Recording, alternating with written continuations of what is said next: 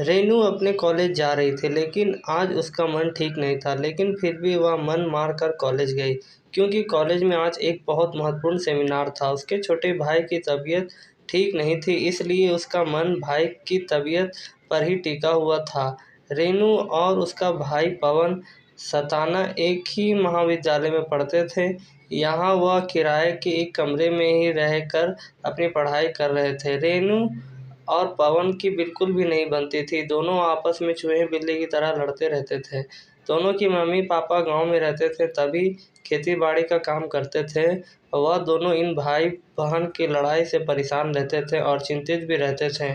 लेकिन पिछले कुछ दिनों से पवन की तबीयत ठीक नहीं थी, इसलिए दोनों के बीच लड़ाई का कोई कारण नहीं था।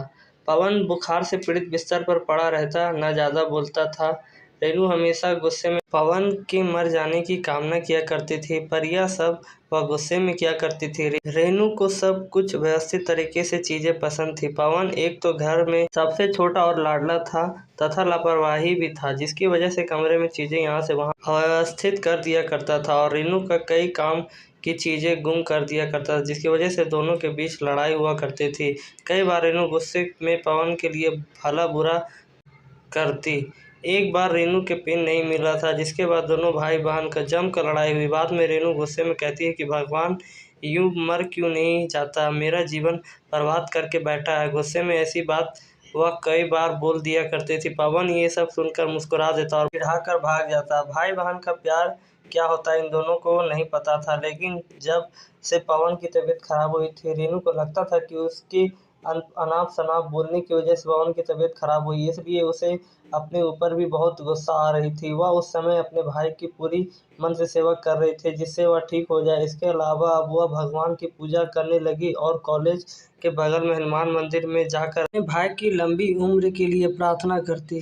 मंदिर के पंडित ने बताया कि बुधवार के दिन व्रत करने से जिसके लिए व्रत रखो वह स्वस्थ हो जाता है। यह सुनकर रेनू ने बुधवार के दिन भी व्रत रखने लगी। पवन को जब पता चला कि रेनू इस समय उसके स्वस्थ होने के लिए व्रत रखती है, तो उसके मन में अपनी बहन के प्रति श्रद्धा बढ़ गई और उसने भी अपने मनोबल को बढ़ा लिया। वह भी जल्दी ठीक हो जाएगा, जिसमें उसके पेटू बहन के व्रत न रखना पड़े।